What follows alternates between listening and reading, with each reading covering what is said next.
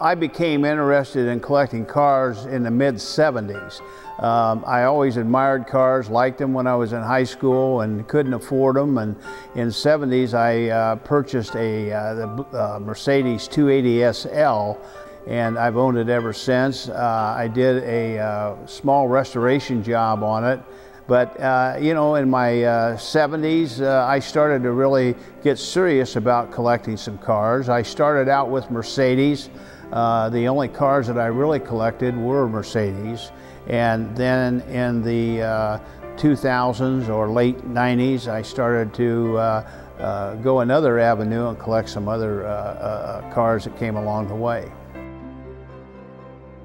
I guess what I'm leading up to, you don't really go out and seek these cars out, somehow they find you. And that's happened to me a number of times, or a few times.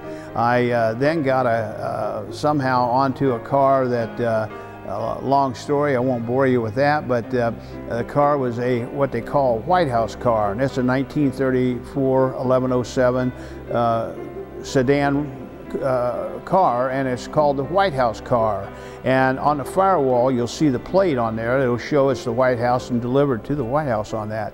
And there again, I bought the car, and I just couldn't resist, so I had Levine restore that car for me.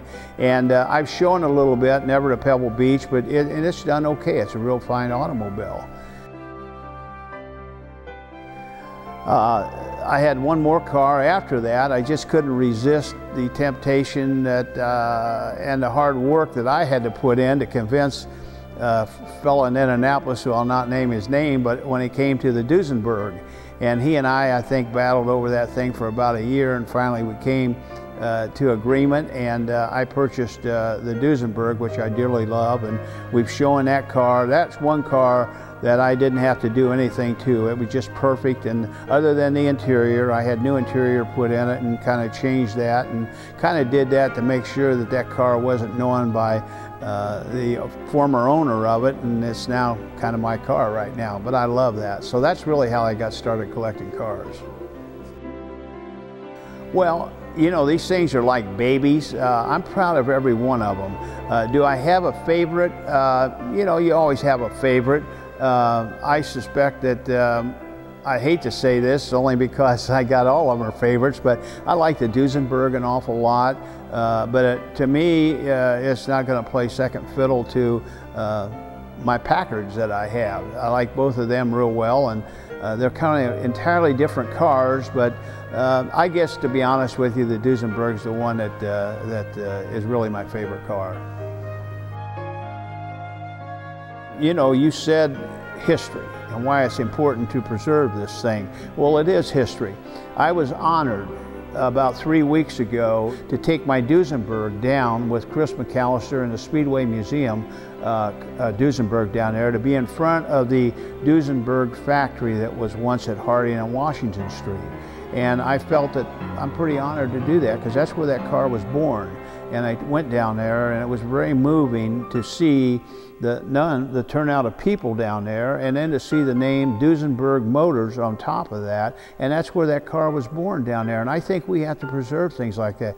And hopefully the younger generation is on target to do that. I know a lot of the old guys have done it, including me, to do this thing, and I just hope that it lives on. And I got my son-in-law and my son, who I hope will remain active in this, and I've stressed to them that, hey, I'm not going to be around forever, but you're going to have to take these cars, and you're not going to shove these cars in garages and do that. You're going to have to spend the money, and you have the upkeep and that type of thing, because these people that work on these cars are getting fewer and fewer and fewer.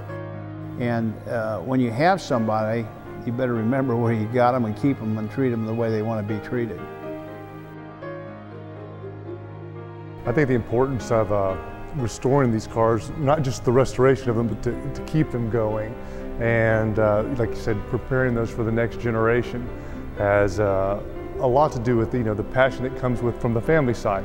Again, my father-in-law had a passion for it, and having the opportunity to go with him to several shows, meeting a lot of people, and you realize there's a community there. And as we go from show to show, you start seeing some people there, and they're all over the country, all different industries. Everyone has a different day job other than restoring cars and preserving cars and collecting cars. But that one commonality is the love and the passion of these old cars. And it's, you know, getting them back to what they look like when they rolled off the line or were sitting in a showroom 70 years ago, 80 years ago, 90 years ago. And I now have 2 boys of my own. They love to come down to our shop, take a look at the cars. There's always something going on, some little tweaking to be done, some preparing it for the next show. And that's just something to do. Is I look at it from a family aspect. It's a fun family project to do. And again, preserving history and Indiana's strong history in the automotive industry, and the importance and influence they had. It's kind of neat to be here and be a part of it.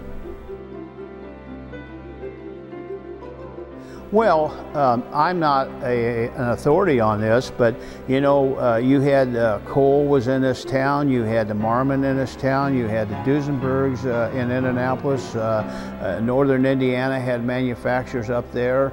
You had the Fisher body guy, that Carl Fisher was in this town. I mean, my Lord, that's the history of what you have around this thing. And I think it's just very important, as well as Detroit. But I think you'll find that in the beginning, there was more done in this area than what there was done 300 miles north of us.